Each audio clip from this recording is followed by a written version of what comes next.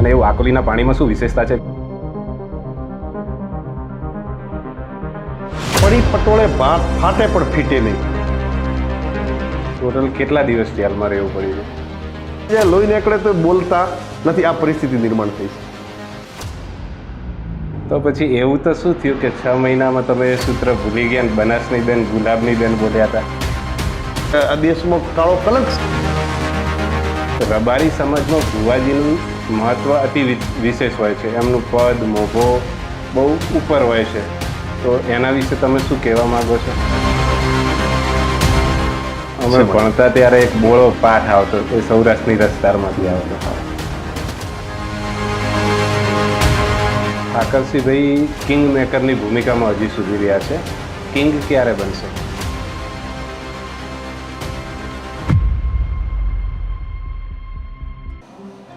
કોંગ્રેસના પીઢ અગ્રણી નેતા, રબારી સમાજના આગેવાન, જ્ઞાનીબેનની લોકસભાની ભવ્ય જીતના સૂત્રધાર અને વાવ થરાદમાં જેને લોકો વાવેચીના વાઘ તરીકે ઓળખે છે એ ઠાકરસિંહભાઈ આજે આપણે ત્યાં પોડકાસ્ટમાં મહેમાન બન્યા છે. ઠાકરસિંહભાઈ, આપનું સ્વાગત કરું. આપનો આભાર કંઈ બોલાયા બદલ.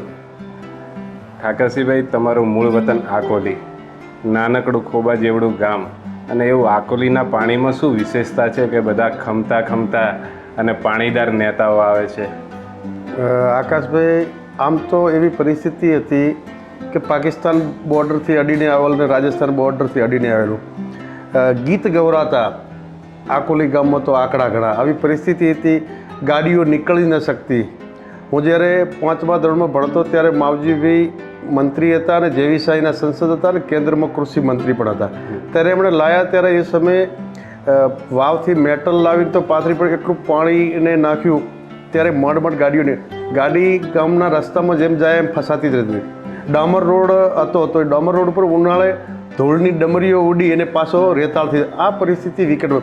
જ્યારે જે પ્રજા કષ્ટોમાંથી આવતી હોય ત્યારે એને ઘણું બધું મુસીબતોમાંથી આવતા હોય ત્યારે કુદરતી શક્તિ મળતી હોય છે. અને આકોલીની પરિસ્થિતિ ખૂબ વિકટ અમારા બોર્ડરના તમામ ગામોની હતી. અને ત્યાંની અમારી પરંપરા માવજીભાઈ જેવા આગેવાનો હોય, જૂના સમયમાં ઘણા બધા આગેવાનો અમારા પૂર્વજો હતા કે આવી કપરી મુસીબતોમાં કૂવામાંથી પાણી ખેંચીને પાણીના પણ વારા હોતા. પરિસ્થિતિ વિકટ પરિસ્થિતિઓ અમે બધાએ અનુભવી છે. અને એ પરિસ્થિતિ પર જ્યારે નીકળ્યા હોય અને ધરતીની તાસીર છે કે અમારા વિદ્યાર્થી હોય, મારા ગુરુ તે પ્રાથમિકમાં રામભાઈ ધોણિયા શિક્ષકની નોકરીમાં લાગ્યા ત્યારથી કરીને નિવૃત્ત થયા ત્યાં સુધી ગામમાં કરી. અને એ રામભાઈએ વિદ્યાર્થીઓના ઘડતર માટે ગણિતમાં અમારે બધાને માર ખાવી પડતી. અને એવી શિસ્ત હતી ગામમાં કોઈ પણ વિદ્યાર્થી એ સમયનો નીકળે ને એ શિક્ષકો અમારા ઊભા જ એમને સલામ કર્યા વગર અને ઊભા જ રહેવું પડે, સીધા ચાલી ન શકાય એવી એમણે શિસ્ત શીખવાડી. એ સમયે પણ જ્યારે જેવીસ આવ્યા ત્યારે ગરબા, રાસ, નાટક, સાંસ્કૃતિક કાર્યક્રમો એ અમારી શાળામાં એ સમયથી થતા હતા. એટલે અમારી આકોલી પ્રાથમિક શાળામાંથી ગયેલો વિદ્યાર્થી ક્યાંય પાછો ક્યારેય નથી પડતો. બરાબર. અને તમારું બાળપણ ક્યાં આકોલીમાં જ વીત્યું? આકોલીમાં જ. હાલ રહેવાનું પણ આકોલીમાં. તમારા ઘર પરિવારમાં કોણ કોણ છે? પરિવારમાં ભાઈ છે, મધર આવાસ જ એક્સપાયર છે, પપ્પા છે, મારું નાનું એવું કુટુંબ છે. બરાબર. અભ્યાસ તમે ક્યાં કર્યો? અભ્યાસ 1 થી 7 સુધી આકોલીમાં કર્યો. 8 થી 10 ટડાવ ઉત્તર ગુજરાતની મહેશભાઈ ભણસાલી ટ્રસ્ટ. હું તો આ માધ્યમથી ભણસાલી ટ્રસ્ટના મહેશભાઈ નારોલીને ટડાવ શાળાઓ ખોલી. લોકનિકેતનના હરિસિંહ ચાવડા એમણે બનાસકાંઠા માટે જે સંસ્થાઓ ખોલી, આ બાજુ મહેશભાઈ ભણસાલી, જેના કારણે હજારો વિદ્યાર્થીઓ બનાસકાંઠાના નોકરી લાગે. એ સમયની સંસ્થાઓ અને એવું શિક્ષણ હતું જેના કારણે મળી આપણા વિસ્તારમાં હાથમાં પછી ક્યાં જવું એ મા બાપ તો શિક્ષણ નહોતું, અભણ હતા. તમે હમણાં જોયું 1-6 ગઈ એટલે બધાનો 1-6 જન્મદિવસ હતો સરકારી રેકર્ડ ઉપર. એ ટાઈમે શિક્ષકો પણ 1-6 બધા લખાણ કે ક્યારે બાળક જન્મ્યું એ પણ ખબર નથી, શિક્ષણ નહોતું. એ સમયે શિક્ષણની જ્યોત હરિસિંહ ચાવડા અને મહેશ ભણસાલીએ ચલાવી અને જેના કારણે થયું. અને 11 થી 12 બંધવડ મુકામે મગનભાઈ સંસ્થા ચલાવતા. બરાબર. રાધનપુર તાલુકાનું ગામ. 11-12 મેં ત્યાં કર્યું. ત્યાં પણ ઉત્તર બુનિયાદી હતી અને ટડાવ પણ ઉત્તર બુનિયાદી હતી. બંને ઉત્તર બુનિયાદી ગાંધી વિચારધારામાં મારું શિક્ષણ થયું છે. 12 સુધી અભ્યાસ. બરાબર. અને તમે જ્યારે કોઈ પ્રશ્નના જવાબ આપતા હોય તો એના ઉપરથી ખ્યાલ આવી જાય કે આ માણસના ઇતિહાસની, રાજકારણની કેટલી ઊંડી સમજણ છે. અને એવા જવાબો હોય કે જેનાથી ભલભલા વિદ્વાનો પણ ગોટા ખાઈ જાય. તો આ અનુભવો આટલા ઊંડા ક્યાંથી લાવ્યા તમે? મને આમ તો ઉત્તર બુનિયાદીનું શિક્ષણ છે એટલે ત્યારે અમારા મગનભાઈ કહેતા કે ઉત્તર બુનિયાદીનું શિક્ષણ એટલે કૂવાનું શિક્ષણ, અને બીજા જે આ આર્ટ્સ કોમર્સના શિક્ષણ છે એ ટોંકાનું છે. ટોંકામાં તમે પાણી ભરો તો એમાંથી જેટલી વાર ખેંચો થઈ રહે એટલે એ ખેંચે ના. કૂવાનું પાણી એવું છે, જેમ જેમ એ પાણીને ખેંચશો એમ અંદરથી એને હરવાણીઓ આવતી રહે છે. ઉત્તર બુનિયાદીનું શિક્ષણ જે વિદ્યાર્થી છે એને બધી રીતે કેળવણી આપેલી હોય છે. એ કૂવાના પાણીની જેમ જેમ ખેંચશો એમ પ્રવાહ વધતો જાણો, પણ અવાડામાં પાણી વધી જેટલી વાર છે અને ખેંચશો પછી થઈ રહેવાનું છે. એટલે ઉત્તર બુનિયાદીના શિક્ષણ અને બીજા શિક્ષણ વચ્ચેનો આટલો ડિફરન્સ છે, જેના કારણે ઉત્તર બુનિયાદીમાં શિક્ષણ લીધું એના પ્રતાપે અને મને સૌથી વધુ પ્રેમ પુસ્તકોથી છે. આજે પણ રોજ સવાર સાંજ 2-2 કલાક પુસ્તકો વાંચું છું. સૌથી વધુ પ્રિય મને હરિરસ છે. એટલે હરિરસના કારણે અને સૌરાષ્ટ્રની રસધારા ઝવેરચંદ મેઘાણી એ સાહિત્યના કારણે આ બધું કોઠાસૂઝ અમે ભણતા ત્યારે એક બોળો પાઠ આવતો, એ સૌરાષ્ટ્રની રસધારમાંથી આવતો. આપણે જોવા જઈએ તો તમારે અને જ્ઞાનીબેનને બહુ પારિવારિક સંબંધો છે, અને રાજકીય શરૂઆત તમારી અને જ્ઞાનીબેનની ક્યાંથી થઈ? પહેલી વાર તમારી મુલાકાત ક્યારે થઈ હતી એના વિશે અમારા દર્શક મિત્રોને જણાવશો? 2012 પહેલાં યુથ કોંગ્રેસની ચૂંટણી આવી. હું પણ યુથ લડતો હતો ને બધા સમગ્ર યુથ કોંગ્રેસની શરૂઆતની ચૂંટણી થઈ ત્યારે યુથની ચૂંટણી અમે બધા સાથે લડતા હતા. એ યુથની ચૂંટણીમાંથી પરિચય થયો અને એના પછી માવશ્રી એક મિટિંગ હતી, બેને મને દોરડો બાંધીને ભાઈ બનાવ્યો. એમણે જોયું કે આ છોકરો ભવિષ્યમાં પ્રગતિ કરશે. ત્યારથી એ વિધાનસભા લડ્યા, ચૂંટણીનું પરિણામ ના આવી શક્યું, પરંતુ એમણે જીદ જ પકડી જિલ્લા પંચાયત તારે લડવાની છે. ત્યારે તો બિલકુલ મારી ઉંમર નાની હતી ને આપની જેમ પેન્ટ શર્ટ પહેરતો હતો ને ઢીમા જિલ્લા પંચાયત લડવાની હતી. એટલે કેપી ગઢવી, જ્ઞાનીબેન અને ગોવાભાઈ એમણે મદદ કરીને હું ફાફિક તારે લડવાની છે અને જીતી જશો. એ સમયથી રાજકીય શરૂઆત ઢીમા જિલ્લા પંચાયતથી હતી. ઢીમા જિલ્લા પંચાયતના મતદારોએ ખોબલે વોટ આપીને મને એ સમયે સૌથી વધુ વોટે 2300 વોટે જીતાડ્યો હતો. અને એ જનતા ઢીમા જિલ્લા પંચાયતની જિંદગી પર હું ઋણી છું કે મારી રાજકારણની શરૂઆત ઢીમા જિલ્લા પંચાયતના સર્વ સમાજના મતદારોએ કરી હતી, કે બિલકુલ નાનો બાળક હતો અને મને જીતાડીને મૂક્યો હતો. 2024ની લોકસભાની ચૂંટણીમાં તમે જ્ઞાનીબેનની સાથે ને સાથે પ્રચારમાં બધે ફર્યા. એમની જીતમાં તમારો એક મહત્ત્વનો ફાળો છે, તો એના પાછળની તમારી વ્યૂહરચના રણનીતિ શું હતી? સમગ્ર આમ તો એના પછીની 17ની ચૂંટણી હોય, અહીંની ચૂંટણી, બધી ચૂંટણીઓમાં જ્યાં જ્યાં જરૂર પડે ત્યાં હું જતો હોઉં છું. માત્ર ને માત્ર અમારે લોકોની વચ્ચે જવાનું હોય છે. હર હંમેશા પાણીના પ્રશ્નો હોય, ખેડૂતોના હોય, નર્મદાના હોય, કોઈ પણ પ્રશ્નો વચ્ચે સતત અમે રહીએ છીએ, જેના કારણે લોકો અમારા ઉપર ભરોસો મૂકે.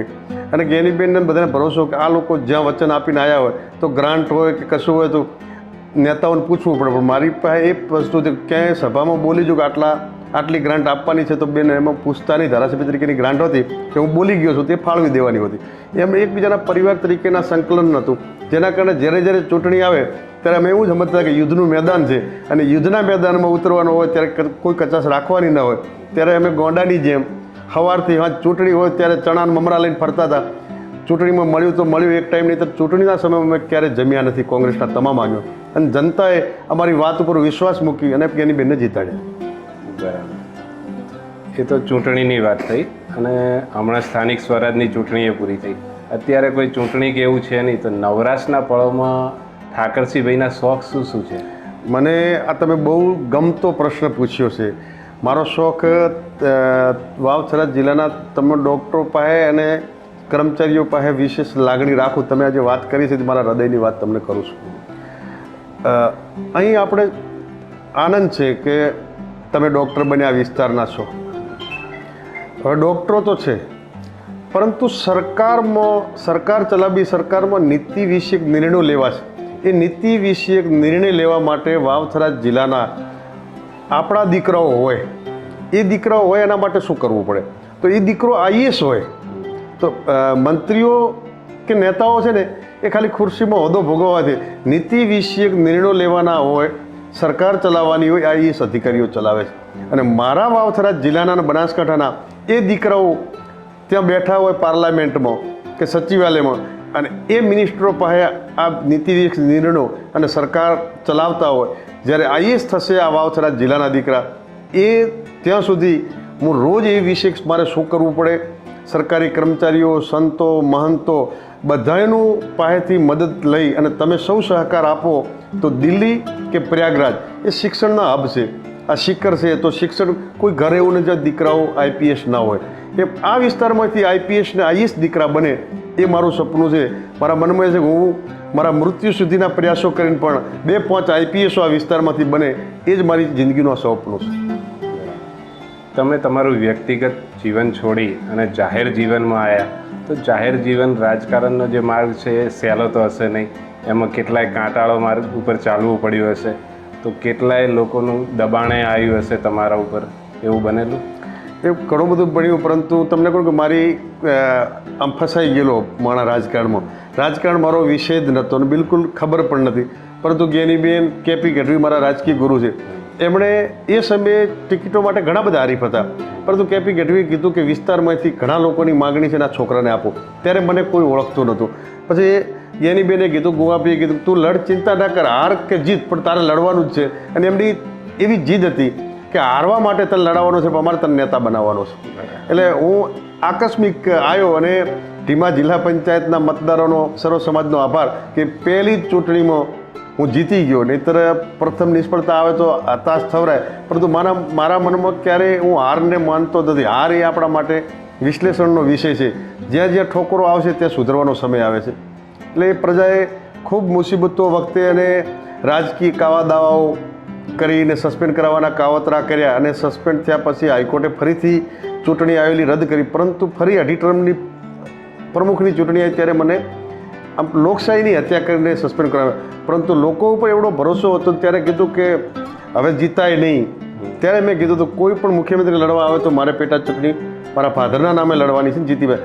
ત્યારે પણ એ ઢીમાની જનતા એ સમયે તો આકાશ પતાળ આખી ભાજપ સરકાર તૂટી પડી હતી. માત્ર જ્ઞાનીબેન અને કેપી ગઢવી 2 જ જણા હતા. એમના ઉપર પ્રેશર હતું ભાજપનું કે મહેરબાની કરો, અમારી આબરૂનો સવાલ છે. તો એમણે કીધું કે અમારી આબરૂ હશે ને. ત્યારે પણ પેટા ચૂંટણી પણ એ પ્રજાએ મને જીતાડ્યો હતો. ત્યારે ગૌરવ થયું કે એ સમયે મને ઘણા બધા લાલચો આપી હતી કોંગ્રેસના સભ્યોએ કે અત્યારે મને કીધું પ્રમુખ બનાવી દઉં, તમે આવી જાઓ. ત્યારે મેં કીધું કે આ વિસ્તારની પ્રજાએ ચૂંટીને મૂક્યો છે, તમે પ્રમુખ બનાવો તો 2 વર્ષ કે 2.5 વર્ષ માટે છું, પણ મારું જમીન વેચવાનું કામ હું ક્યારે ના કરીશ. તમે કહો છો કે રાજનીતિના તમે માણસ નહોતા, પણ જેણે તમને જોયા અને બનાવ્યા એને ધન્યવાદ છે. કારણ કે મારી દ્રષ્ટિએ તો રાજનેતા તરીકે તમે 10માંથી 10 જ છો. આ જ્યારે જાહેર જનતાના તમે પ્રશ્નો ઉઠાવતા હશો તો ઘણીવાર તમારા ઉપર પોલીસ કેસ પણ થયા હશે, તો એવું બનેલું? ખૂબ વેઠવું પડ્યું છે પાર્ટી છોડવા માટેના પ્રેશરો. પરંતુ હું ગાંધીજી ને સરદાર પટેલને વાંચતો, ભગતસિંહને વાંચું છું કે એમણે ભગતસિંહના એક અંગ્રેજે ભગતસિંહના મિત્રની ગોળી મારીને હત્યા કરી. ત્યારે એમણે પ્રતિજ્ઞા લીધી હતી કે અંગ્રેજ તને ગોળી એને ધરબી તું તો હું ભગતસિંહ નહીં.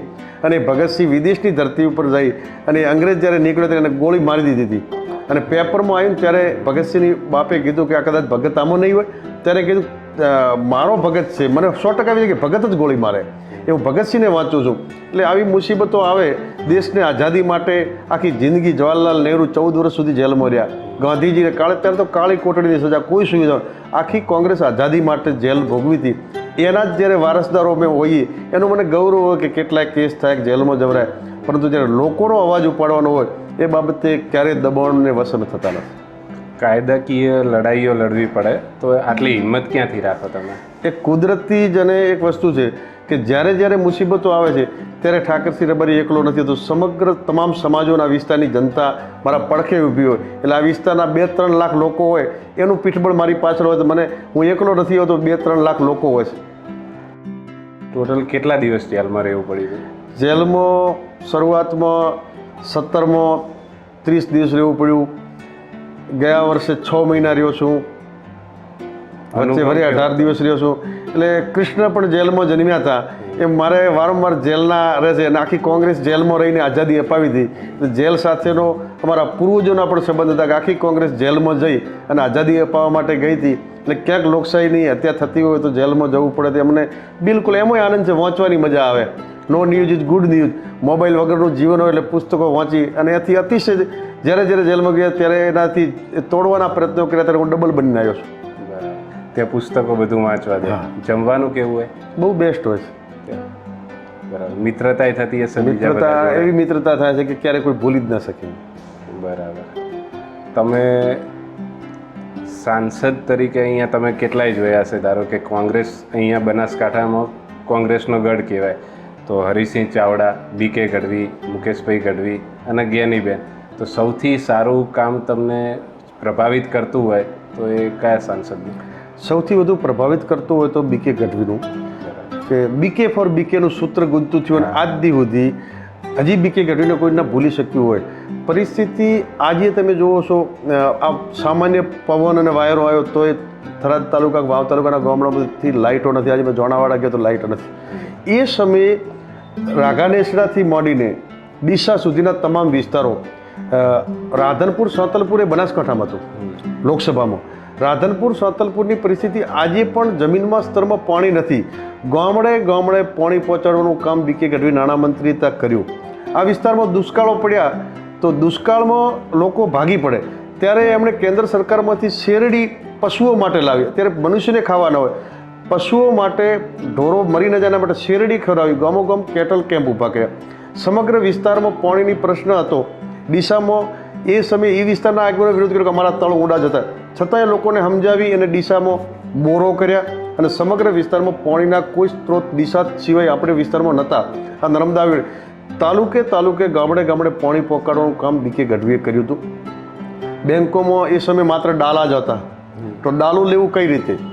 પિચોટ ગાડીઓ નીકળી તો જે ગયા બીકે ગઢવી પાસે કે ચલો લોન અને ડાલા લઈ લો, એના ઉપરથી રોજગારીની શરૂઆત થઈ.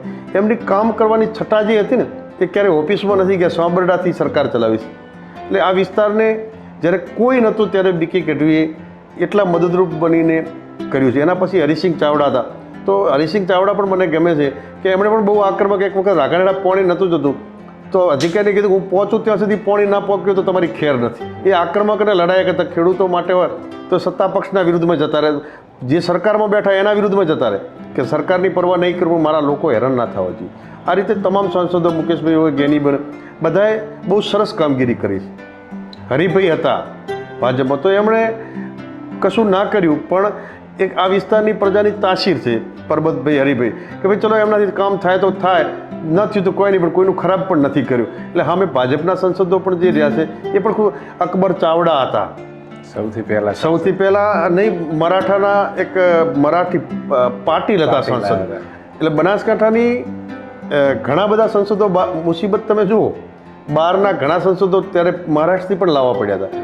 આપણા આ વિસ્તારમાં રાજકારણ બિલકુલ નહોતું ત્યારે તાસીર થઈ, પરંતુ સમય જતાં ત્યારની પરિસ્થિતિ એવી હતી કે આ ભણસાલી ટ્રસ્ટ, મહેશભાઈ અને હરિસિંહે જો સંસ્થાઓ ના કરી તો આપણે હજુ શિક્ષણથી ઘણા વંચિત.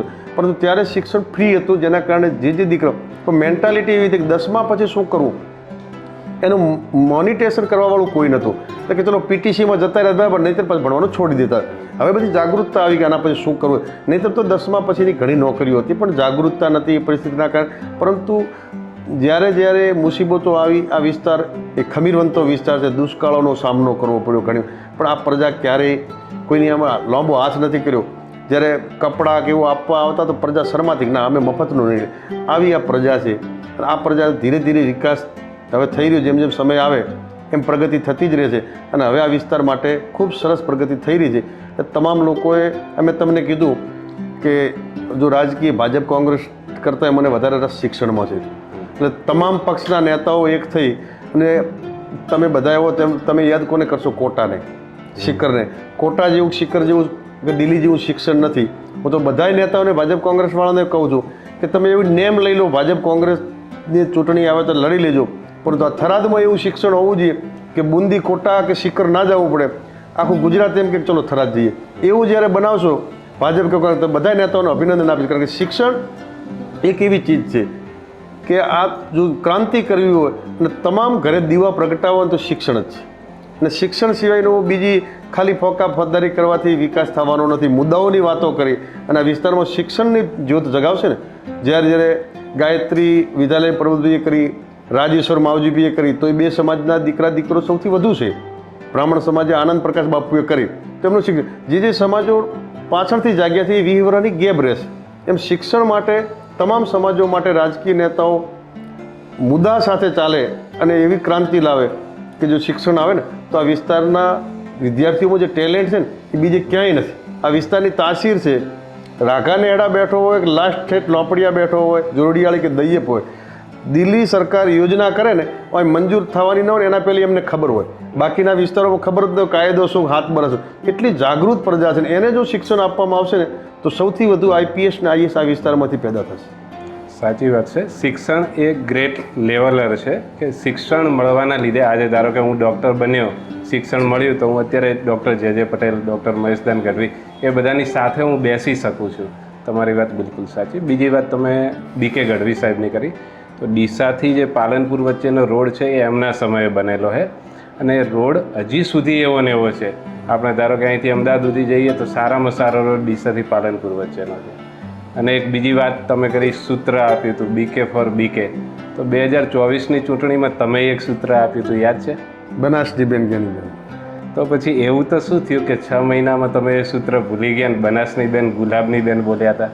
એમાં એવું છે કે ગુલાબસિંહને ટિકિટ મળી તો ગુલાબની બેન જ્ઞાનીબેન કહું તો ઠાકોરો વધુ વોટ આપે એટલા માટે એ સૂત્ર મેં આપ્યું હતું. વારંવાર ચૂંટણીના સમીકરણો બદલતા હોય એટલે એના સૂત્રો પણ બદલતા હોય છે. બરાબર. તો રાજનીતિથી સાઈડમાં થોડી એક વાત કરીશું કે ભુવાજી જે હોય છે, દરેક સમાજમાં ભુવાજી જોવા મળે છે, પણ રબારી સમાજમાં ભુવાજીનું મહત્ત્વ અતિ વિશેષ હોય છે. એમનું પદ, મોભો બહુ ઉપર હોય છે. તો એના વિશે તમે શું કહેવા માગો છો? આમ તો આ પ્રજા ટોટલ અરબ પ્રદેશમાંથી અમે આવેલા છીએ. અરબ પ્રદેશમાં ઊંટો રાખવાનું કામ હતું અને ટોપલામાં મૂર્તિઓ હતી. ત્યાંના મુસ્લિમ શાસકોએ વિરોધ કર્યો. ત્યાં છોડીને અમે જેસલમેર આવ્યા. દેવી દેવતાઓની સાથે સાંબોડ પરિવાર, સૌ પહેલી શંકર ભગવાને ઉત્પત્તિ રબારી સાંબોડને જાંબોડથી કરી હતી. એટલે શંકર ભગવાને ઉત્પન્ન કરેલી આ પ્રજા છે એટલે દેવોમાં શ્રદ્ધા રાખે છે અને દેવોના ભુવાજીઓ હોય છે. એટલે અમારો સમાજ જે માલધારી સમાજ છે એ ભુવાજીઓને માન સન્માન આપે છે. તમે અંગત રીતે કેટલું માનો? હું માતાજીઓને અને ભુવાજીઓને માનું છું, પરંતુ યુગ બદલાણો છે તો બધાએ આ યુગમાં શિક્ષણ તરફી અમે કહેશું એના કરતાં ભુવાજીઓ, સંતો, મહંતો આ શરૂઆત કરે અને શિક્ષણની જ્યોત જગાવે તો સૌથી વધુ બેટર રહેશે. એક બીજા પ્રસંગની વાત કરવી છે કે કિંજલબેનના એક વિડીયો આવ્યો અને બેને અન્ય સમાજમાં લગ્ન કર્યા અને પછી તમે બેનને માન મર્યાદા સાથે પાછા પણ લાયા. તો એ એવો પ્રસંગ હતો કે જેમાં સમાજ અને કાયદો બે પરસ્પર આમને સામને હતા. સમાજ એવું કહે છે કે બેન દીકરી આપણા સમાજમાં પરત આવે, માન મર્યાદા સાથે રહે, અને કાયદો એવું કહે છે કે બંધારણમાં જે નાગરિકને હકો મળેલા છે કે પુખ્ત વયના હોય, બે પ્રેમ કરતા હોય તો લગ્ન કરી શકે, એ વ્યક્તિ સ્વાતંત્ર્યના હકોમાં આવે છે. તો બંને પરસ્પર વિરુદ્ધ બાબત વચ્ચે તમે રસ્તો કેવી રીતે કાઢ્યો હતો? એ રસ્તામાં એમને સમજાવવાના પ્રયત્નો કર્યા અને આ પ્રેમ પ્રકરણમાં વિષય એવા છે કે એમને ખબર નથી હોતી.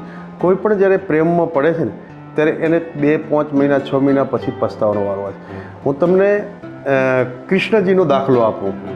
રૂકમણી સાથે પ્રેમમાં હતા તો 12 કે 14 વર્ષ સુધી અબોલા રહ્યા. જે પ્રેમમાં લગ્ન કર્યા છે એમને આખીર તો પછી કંઈક ને કંઈક ટફ થતું હોય છે.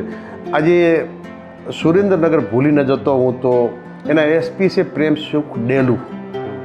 હાલ યાદ તમે પ્રેમસુખ ડેલુ તમે નામ સાંભળ્યું છે? એ લગભગ રાજકોટ હતા ને હવે સુરેન્દ્રનગર. પ્રેમસુખ ડેલુ આઈપીએસ છે ને એટલા માટે સલામ કરું છું ને આ પ્રેમ લગ્ન કરીને ભાગે છે ને એમને દાખલો આપવો છે. પ્રેમસુખ ડેલુના ધર્મપત્ની બિલકુલ ભણેલા નથી, આઈપીએસ છે, છતાંય એમને રાખ્યા છે. એનું કારણ શું છે? એ ધરાતલ પરથી આવેલો માણસ છે. એમણે વિચાર્યું કે આજે હું આઈપીએસ થયો છું તો એમના નસીબથી હશું તો, નહીંતર અત્યારે કોઈ થોડીક નોકરી મળી જાય અને કે ના મારે તો હવે બીજા લગ્ન કરી દેવા છે. આજના યુવાનોએ પ્રેમસુખ ડેલુ ઉપરથી દાખલો લેવો જોઈએ કે આઈપીએસ છતાં એમના ધર્મપત્ની અભણ છે, છતાં એમણે પ્રેમથી જીવન નિભાવે છે. એટલે લગ્ન એ તમને હજુ તમામને કહેવા માગું છું, લગ્ન અહીં પસંદગીના પાત્ર મનથી તમે એમ કહો છો કે આ પસંદગીને લગ્ન કર્યા. લગ્નનું નિર્ણય ગર્ભમાં થતું હોય છે. બરાબર. એ ગર્ભમાં લગ્નો નિશ્ચિત થઈ જાય છે. તમારા લગ્ન કોની સાથે થવાના છે એ ગર્ભમાં નિર્માણ થયેલું હોય છે. ઘણી વખત અહીંના બંને જણા હોય અને એ સમયે એકબીજાને યાતનાઓ આપી હોય તો ફરીથી બદલો લેવા માટે પણ પત્ની બની અને બેડરૂમમાં બેના ઝઘડા થતા હોય છે. આગલા ભવમાં કર્મો કરીને પરેશાન એ રીતે પણ આવે છે. ઘણા સારા કર્મોમાં હોય તો એને સુખ આપવા આવે છે, પણ એ લગ્ન નિશ્ચિત ગર્ભમાં થઈ જતું હોય છે. અને પ્રેમ લગ્ન કૃષ્ણે કર્યા તો પણ 12 વર્ષના આબુલા રહ્યા હતા રૂકમણીથી. એટલે પ્રેમ લગ્ન કરવાવાળાને આખી તો પસ્તાવાનું રહેશે. એટલા માટે અમે સમજાય અને મા બાપ માટે કોઈ પણ દીકરી છે ને એ મા બાપ માટે એનો કાળજાનો કટકો છે. એ ભાગી જતો હોય ને આખી જિંદગી સમાજ વચ્ચે બોલી શકતો નથી. કાયદો કહે છે પણ જ્યારે આપણે આદિ માનવ હતો, ગામડા નહોતા, ત્યારે ધીરે ધીરે ધીરે સમજણ થઈ, અગ્નિ પેદા થઈને રોંધીને ખાવાનું શીખતા થયા. ત્યાર પછી એમ થયું કે ગામડા વસાવવામાં આવ્યું. ત્યારે કોઈ જાતિ નથી, માત્ર ગામ વસાવ. ગામ એટલા માટે વસાવવામાં આવ્યા કે કોઈને સુખ દુઃખમાં તકલીફ પડે ત્યારે આખું ગામ ભેગું થઈ જાય. કોઈના ઘરે મોત થઈ ગયું તો મોડે થયું તો આખી રાત ગામમાં એમાં કોણ ના જોવે કે કોણ છે, આખું ગામ ભેગું. એના માટે ગ્રામ્ય વ્યવસ્થા. પછી ધીરે ધીરે સમજાણું કે સમાજ વ્યવસ્થા કરવી પડશે. આપણી ગાડી હોય તો એને બ્રેક ના હોય તો ગાડી કંપની નથી. એમ સમાજ વ્યવસ્થા કરવામાં આવી કે દરેકે પોતાના સમાજની વ્યવસ્થા. તમે ડૉક્ટર છો, તમને ખબર જીનેટિક ગુણ, કોઈ પણ રોગ થાય તો તમે તરત પૂછશો કે વારસાઈમાં કોઈને શુગર છે, કેન્સર છે, જીનેટિક ગુણો આવે છે. આવા લગ્નો કરનાર એ વર્ણશંકર પ્રજા પેદા થાય છે, જેના કારણે પોતાના કુટુંબના ગોત્રના 20 પેઢી સુધી પણ લગ્ન નથી થતા. એટલા માટે કાયદા ગમે તે કહેતા હોય, પણ આપણે સનાતનને માનતા હોઈએ તો સનાતન ધર્મની પરંપરાઓ મુજબ લગ્ન કરવા એ જ. પછી ભાગી જાય તો મા બાપ તો એને પૂછવાનું નથી. હવે છોકરો છે એનાથી મા બાપ નારાજ રહેવાના છે. એ બેને જ્યારે મુસીબતો આવે, ઝઘડો થાય, ત્યારે નથી દીકરીના પક્ષવાળા પૂછવા જવાના, નથી છોકરાના, ત્યારે બે પછતા કોઈ રસ્તો હોતો નથી. ઘણા સુસાઇડ કરતા હોય છે. ફેમિલી કોર્ટોમાં કેટલા કેસ છે છૂટાછેડા લેવા માટે. એટલે આ સનાતન સંસ્કૃતિ તૂટી જાય છે. ભાગીને નહીં, જાગીને લગ્ન કર્યા તો કોઈ વાંધો નથી, પરંતુ જાગીને નહીં. 15-16 વર્ષ સમય બદલાણો, 15-16 વર્ષની દીકરી કે દીકરો થાય ત્યારથી એકબીજાના પ્રેમમાં પડી જાય અને કાયદાનો લાભ લઈને 18 વર્ષ પૂરા થાય એટલે તરત ભાગી જાય છે. એ કે 18 વર્ષે તો એનો પ્રેમ થયો જ નથી, એ નાદાન છે. પ્રેમ 15-16 વર્ષથી થઈ ગયો છે અને 18 વર્ષનો તો માત્ર લાભ લેશે. એટલે એ સમયે સમાજ વ્યવસ્થા અને આખી જિંદગી સમાજની સેવા મા બાપે કરી. એ મા બાપ એ દિવસે તૂટી પડે, આખી જિંદગી એમ કે આની છોકરી જતી રહી, મા બાપ કલંકિત રહેશે. બીજી એક વાત કહું કે આ તમે વર્ણશંકર પ્રજાનું જે વાત કરી કે અલગ અલગ સમાજમાં કરે વર્ણશંકર, પણ વિજ્ઞાનની દ્રષ્ટિએ જોવા જઈએ ને ઠાકરસિંહભાઈ, તો હાઇબ્રિડ જે મોડેલ હોય, હાઇબ્રિડ સંતાન જે આવતું હોય એ વધારે મજબૂત સ્ટ્રોંગ આવતું હોય છે. ધારો કે આપણે નહીં બ્રીડિંગથી પાડી લાવે કે ભેંસ આ તે. બહુ સરસ વાત કરી. એપલ બોર હોય કે ફળોમાં હોય કે પશુઓમાં હોય, એ બ્રીડિંગ સ્ટ્રોંગ હોય છે, એનું સંશોધન કરવામાં આવ્યું છે. પણ આ મનુષ્ય જાતિ છે, એમાં એક કહેવત હતી, પડી પટોળે ફાટે પણ ફીટે નહીં. એની ખાનદાની જોવાની હોય છે. આવું બ્રીડિંગ હોય, તમે જો એક નેચરલી ફળ છે અને બ્રીડિંગ છે, એમાં ફરક છે, એનો સ્વાદમાં ફરક છે. એટલે બ્રીડિંગમાં ખાનદાની નથી રહેતી. એના મુહાળ પહેલાં વર્ષો સુધી પૂછતા, આકાશભાઈ એનું મુહાળ ક્યાં છે, પુહાળ ક્યાં છે, એની માનું મુહાળ ક્યાં છે. આજે પણ બનીની ભેંસ વખણાય છે તો એ બનીનો બુલ પણ લાવવો પડે છે ને. એની ખાનદાની બ્રીડિંગ કરે તો બ્રીડિંગ કોનું કરે છે? બની નસલનું. આજે તમે કહો, આજના યુવાનોને કદાચ નહીં ખબર હોય. આ તમે વાત કરી એ સંજય ગાંધી આના હિમાયતી હતા. આ વિસ્તારમાં ત્યારે લોકોને ખબર નહીં કે પ્રાણે નસબંધી કરી, પુરુષોની નસબંધી કરતા હતા. સંજય ગાંધીએ 20 મુદ્દાનો કાર્યક્રમ લાવ્યો હતો કે મારા દેશમાં લુલા, લંગડા અને વજન પાડે એવા પેદા કરો, સ્ટ્રોંગ બાળકો પેદા કરવા છે. પુરુષોની નસબંધી કરી દો. આટલી જનસંખ્યાની, જેને ઝૂંપડું છે એને મકાન આપી દેવું, બધું આપી દેવું, ફરીથી કોઈ ગરીબ બનીને આવવું ના જોઈએ. સમયને સંજોગો એવા થયા કે સંજય ગાંધી આપણી વચ્ચે નહોતા, નહીંતર આજે અમેરિકા નહીં, ભારત મહાસત્તા હોત. એમની નીતિઓ બહુ સારી હતી. મારુતિ કંપની જે બનાવીને ત્યારે એ મારુતિ કંપનીમાં એટલા વ્યસ્ત હતા અને એમની કોઈ ફ્રેન્ડ મળવા આવી કે મળ્યો કે નહીં, મારે મારુતિના પ્રોજેક્ટમાં શું, હું તારી જોડે વાત નહીં કરીશ. આટલે નીતિમત્તાઓ હતી. અને આજે મારુતિ કંપની દેશમાં વિશ્વમાં નામ છે, એ સંજય ગાંધીએ બનાવેલી મારુતિ કંપની. ખરેખર અત્યારે બધી સમસ્યાઓનો ઉકેલ લાવવો હોય ને તો પહેલું સ્ટેપ પોપ્યુલેશન કંટ્રોલ જ છે. આપણે હવે થોડું પાછું રાજકારણ તરફ જઈએ કે વાવથરાદ આપણો જિલ્લો અને એમાં પ્રથમ હરોલના કોંગ્રેસના નેતાઓ જે કોંગ્રેસ છોડીને ભાજપમાં જતા રહે, તો એવું તો શું થાય છે કે તમારામાં કંઈ ઉણપ રહી ગઈ એમને સાચવવાની? કે અમારા પક્ષની લેવલે કોંગ્રેસ પક્ષ એ પક્ષ નથી. કોંગ્રેસ એ વર્ષો પહેલાં એક વિચારધારા હતી કે આ દેશને આઝાદી કઈ રીતે અપાવી. અને આજે પણ તમે જુઓ, ભાજપમાં ગમે એવડો અન્ય આજે લાઇટ ગામડામાં નથી તો ભાજપના બધા આગેવાનો ફોન કરે છે કે મુસીબત છે તમે બોલજો, બોલી ન શકાય. કોંગ્રેસમાં શક્તિસિંહ ગોહિલ આરોગ્ય મંત્રી હતા અને ભાવનગરનો પ્રશ્ન હતો, રાજીનામું આપી દીધું, સરકાર નહીં આવે કે નહીં આ નહીં થાય. કોંગ્રેસ એ વિચારધારા સોચ છે આ દેશ માટેની, એમાં લોકશાહી છે. કોંગ્રેસનો કોઈ પણ નેતા પ્રદેશ પ્રમુખને રાહુલ ગાંધીને પણ પ્રશ્ન પૂછી શકે છે. સામે ભાજપમાં માત્ર 2-3 લોકો જ સરકાર ચલાવે છે, ઉદ્યોગપતિઓ ચલાવે, ત્યાં બોલવામાં કોઈ સ્થાન નથી. તમે કોઈ પણ નેતા જુઓ કોઈ સ્ટેટમેન્ટ નહીં આપી શકે. આ વિસ્તારમાં જમીન ખારાશ થઈ રહી છે, 2000 કરોડની વાત કરી હતી, પરંતુ કોઈ પ્રોજેક્ટ અત્યારે કાગળો ઉપર છે પણ બોલી નહીં શકે. એ અમને કે વિધાનસભામાં કોંગ્રેસના ધારાસભ્યને ભાજપના ધારાસભ્ય ચિઠ્ઠી લખીને મોકલે તમે બોલજો, અમે નહીં બોલી શકીએ. એમની વેદનાઓ છે પણ બોલવાનો હક નથી. અને કોંગ્રેસ જે વિચારધારાથી પક્ષ નથી, એ ગરીબો વંચિતો માટેનો પક્ષ છે. એમાં કોઈ પણ નેતાને જ્યાં રાહુલ ગાંધીને કેવું હોય, અમિત ચાવડા હોય, શક્તિસિંહ હોય, નાનામાં નાનો કાર્યક્રમ અમારા સંસદ ગેનીબેનને પણ ફોન કરીને કહી કે નહીં ચાલે. એ ભાજપમાં ના થાય એવું કહેવા જાય તો સીધો પાર્ટીમાંથી પર. અહીં તમને એક દાખલો આપો, ભાજપના આગેવાનોની દશા જુઓ શું હોય છે. કશું બોલી નહીં શકે કારણ કે એક ધર્મી હતી પંચાતો કર્યું. બાઈ આપણે એ સમયે તો એ પ્રથા ગરીબ બાઈઓને છોકરો પસંદ ના કરતો હતો, 5 ગેઢિયા ભેળા થઈ અને એને મૂકેલા. એ ટાઈમે એ બાઈ એક ધર્મીને, હું ગામનું નામ નહીં આપું, કીધું કે તને હાહારામાં હાહુ હારો નણદ દેર કાંઈ પણ બોલે તો તું દુઃખ વેઠજે, પણ આયાને રાખવી નથી, સમાજને સમાધાન કરીને મેલી છે તો તું દુઃખ વેઠજે, બોલતી નહીં કે સારું. હવે એ સમયે નવા ટ્રેક્ટર આવ્યા અને ટ્રેક્ટર ઉપર ઓણું તેડવા આવ્યા અને ડ્રાઈવરે તો શીખતા એક ટ્રેક્ટર પર 20 જણા શીખવા ફરતા હતા. એ લિફ્ટમાં પગ કચરાતો હતો અને કચરાતા કરતા લોહી નીકળતું હતું. આ બાઈ બોલે નહીં, કીધું કે હા હારામ ગમે એવું દખ પડે તો બોલવું નહીં. બીજા બકરા ચારતા એમણે જોઈને ટ્રેક્ટરને ઊભું રાખાય, ઊભું રાખે લોહી પડે જોયું કે તો એના પેલી અણવરાથી પૂછ્યું કેમ બોલી, તો કે મને કીધેલું હતું ગમે એવડું દુઃખ પડે તો બોલતી નહીં, પણ કે લોહી નીકળે હવે તો બોલ. કસરાઈ જાય તો એટલે ભાજપમાં કસરાઈ જાય, લોહી નીકળે તો બોલતા નથી. આ પરિસ્થિતિ નિર્માણ થઈ છે. ધર્મીની વાત કરી એટલે આજની તારીખમાં જોવા જઈએ તો રાઘવભાઈ ચડ્ડા એ હવે કંઈ બોલતા નથી. ત્યાં ગયા પછી તાળા લાગી જાય છે. અને ગમે એવડો ભ્રષ્ટાચાર કરોડો અબજો રૂપિયાનો કર્યો હોય, ભાજપ ગાળો બોલતી હોય, ત્યાં જાય એટલે પવિત્ર થઈ જાય. એટલે લોકશાહી માટે બહુ કલંકી છે.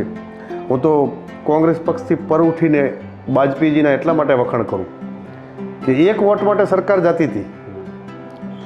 આજે ખરીદ વેચાણ ચાલુ છે ને, વાજપેયીજીએ કીધું કે મેં રહું ન રહું દેશ રહેગા. એક વોટ ખરીદીશ નહીં. સરકાર તૂટી ગઈ 13 દિવસમાં વડાપ્રધાન તરીકે, પરંતુ ખરીદીને ના પાડી દીધી કે નહીં આ હું ન કરી શકું. જ્યારે બીમાર હતા ત્યારે રાજીવ ગાંધીએ એમને બોલાવીને કીધું કે અહીં દવા તમારે થઈ કે એમની આર્થિક પરિસ્થિતિ નથી, તો ભારત સરકારના ડેલિગેશનમાં એમને અમેરિકા મૂક્યા અને કીધું કે આ ડેલિગેશનનો લાભ લઈ અને તમે અમેરિકા દવા કરાવજો.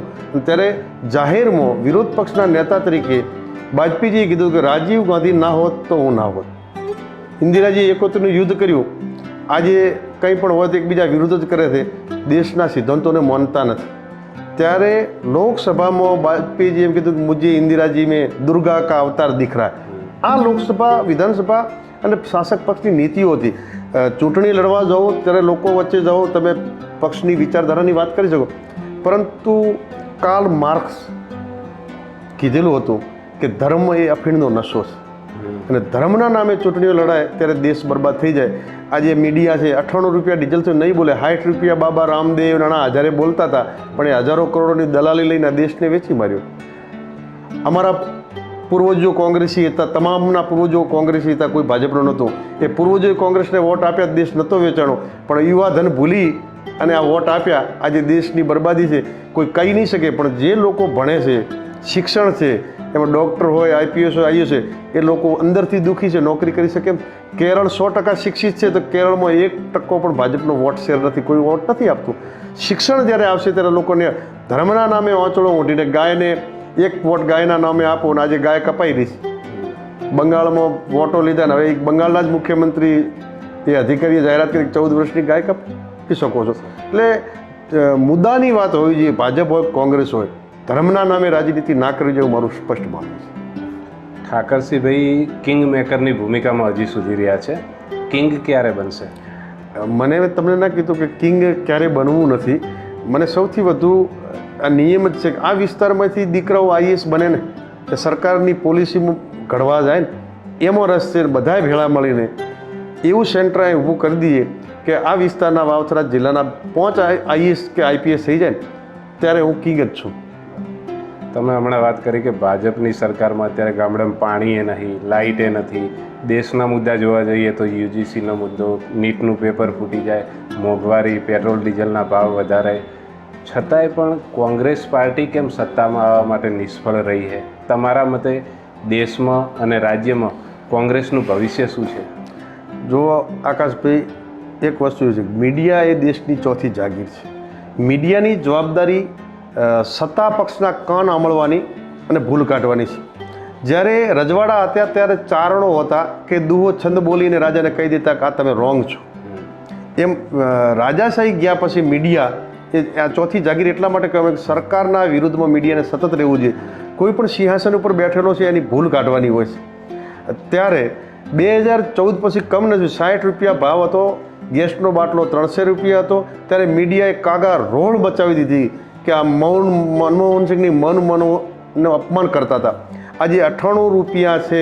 મીડિયામાં ક્યાંય મોંઘવારીનો મ બોલી શકતો નથી. આ દેશમાં એવી પરિસ્થિતિ, કટોકટી પરિસ્થિતિ પેદા થઈ છે આર્થિક. આજે ગવર્નર જે બેઠા છે ને, એ ગવર્નર રઘુરામ રાજન જતા રહ્યા. કારણ કે સારા ગવર્નર પણ ત્યાં બેહવા તૈયાર નથી. પરિસ્થિતિ ભયંકર હતી, પરંતુ મીડિયા વેચાઈ ગયું. દુનિયા મીડિયા ઉપર આજે મીડિયા ચૂપ છે. પ્રજાને જાણ કોણ કરવાનું છે? તેલના ભાવ વધી ગયા, શિક્ષણ મોંઘું થઈ ગયું. આપણે બધા ભણતા ફ્રીમાં હતું, શિષ્યવૃત્તિ મળે. આ બધું મોંઘું છે, પણ મીડિયાને અદાણી અંબાણીના ઈશારે ખરીદાય. બધી પત્રકારો દુઃખી છે. રવીશકુમારે તો જતા રહ્યા કે હું સૌમાન વેચીને પત્રકારિતા નહીં કરું. અંજના ઓમ કશ્યપ જેવી પત્રકાર છે, એ દેશમાં કાળો કલંક છે અંજના ઓમ કશ્યપ. કારણ કે એની પત્રકારિતાને ખતમ કરી દીધી, ચોથી જાગીરને. આ પત્રકારોની મજબૂરી જે બેઠા છે એ શું કરી શકે? બિચારા બોલી શકતા નથી, એન્કરો છે તેના મોઢે તાળા લાગે. લોકશાહીને ખતમ કરવાનું, પાપ કરવાનું કોઈએ કામ કર્યું હતું, આ પત્રકારોએ કર્યું, મીડિયાએ કર્યું છે. કારણ કે પત્રકારોને એમના ઉપરથી આંકાઓના આપવાના આટલું જ બોલવાનું છે. એટલે અને તમે જોયું છે અણા હજારેના આંદોલનમાં આખું મીડિયા, આખા દેશનું ઇલેક્ટ્રિક મીડિયા, પ્રિન્ટ મીડિયા, એમ કે આ તો મનમોહન સિંહે કેટલું કરે. આજે હોનું વેચાઈ ગયું 2 દિવસ થયા.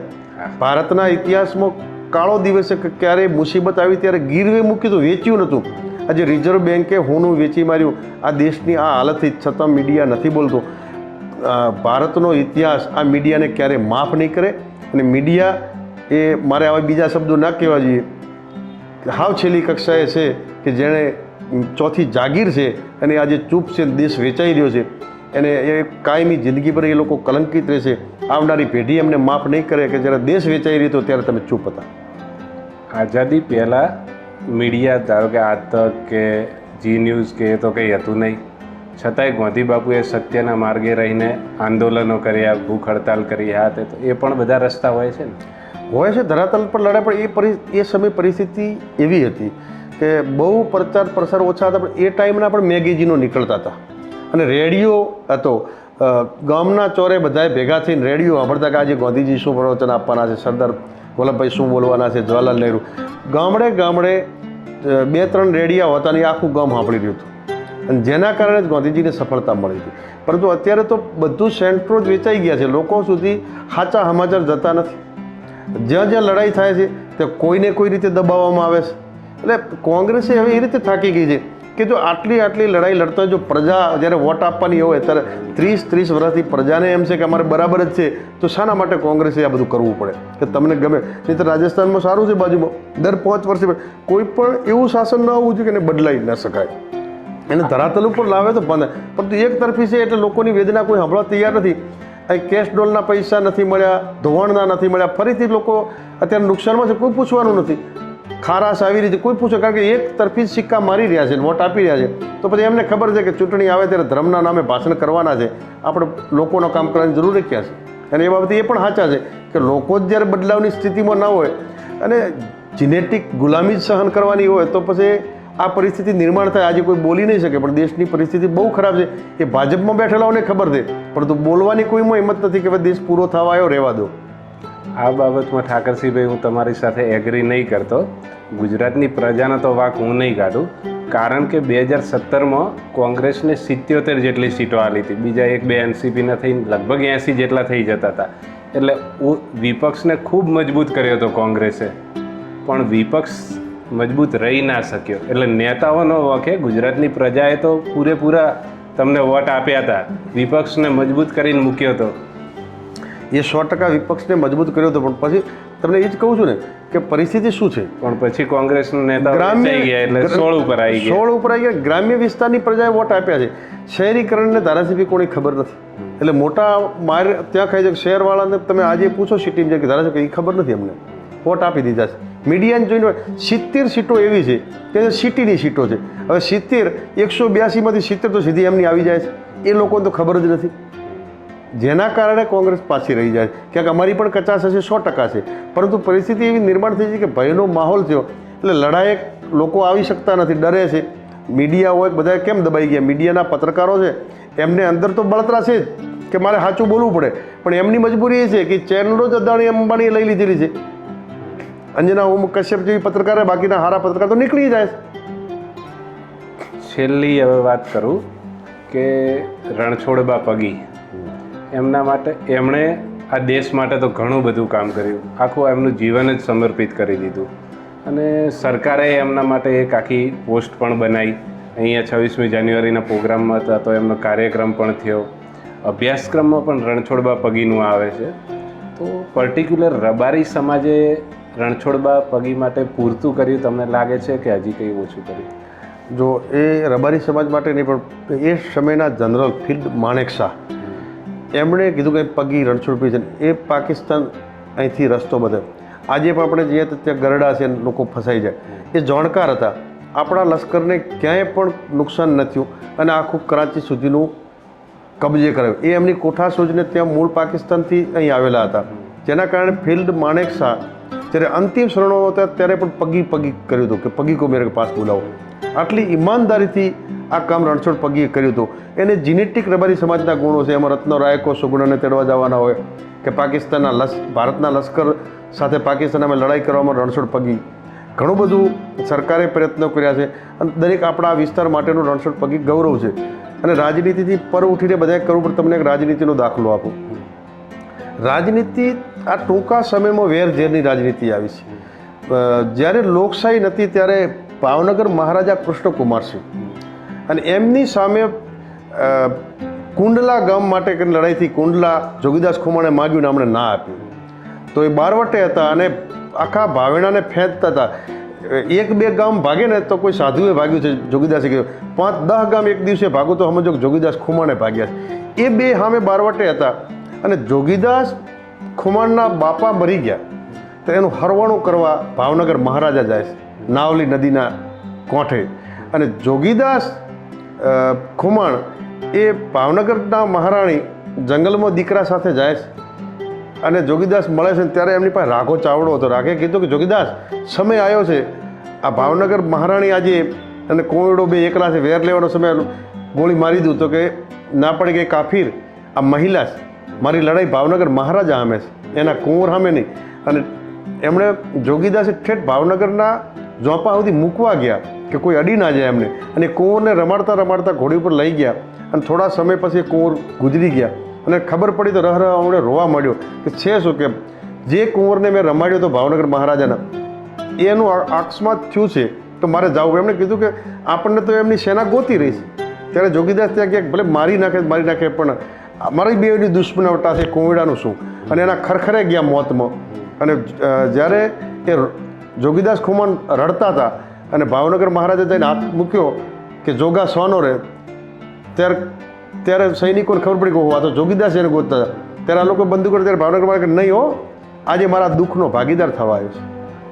અને એમના ત્યાંના કારભારીઓ જોગીદાસ નીકળવાનું છે તો કીધું કે જોગીદાસ તમે રોકાઈ જાઓ, મહારાજાનો કુંવર ગુજરી જો જમતા નથી, તમે રોકાઈ જાઓ 2 દિવસ અને તો જ જમશે ને જમતા નથી તમે આશો છો. 2 દિવસ ત્યાં દુશ્મન રોકાય છે. હા અમે ગામ ભાગે છે, હા અમે એકબીજાને મારવા માટે ફરતા હતા, પરંતુ એના કુંવરનું મોત છે ને ત્યારે એ 2 દિવસ. અને ત્યાંથી રવાના કર્યા ત્યારે કીધું, રાણીએ કીધું કે તમારું આ લડાઈ છે એ લડાઈ ખતમ કરો ને હું તમારો ભાગ અપાય. તો કે ના, હું લડીને લઈશ આજે હું તમારા દુઃખમાં ભાગીદાર કે તમને ત્યાંથી રણ મૂકવા આવ્યો અને હું લઈ લઉં તો જોગીદાસ ખુમાણની મારી ખુમારીથી હું લડીને લઈશ, બાકી સમાધાનથી નહીં. આવી ખોંદાનાઈ હતી કે દુશ્મન એના બાપ મરી જાય તો એનું સરવાણું કરે, અને ભાવનગર મહારાજાનો દીકરો ગુજરી જાય તો એના મોતમાં દિલાસો આપવા માટે જોગીદાસ ખુમાણ આ રાજનીતિ હોવી જોઈએ. બદલાની રાજનીતિ ક્યારે ન હોવી જોઈએ.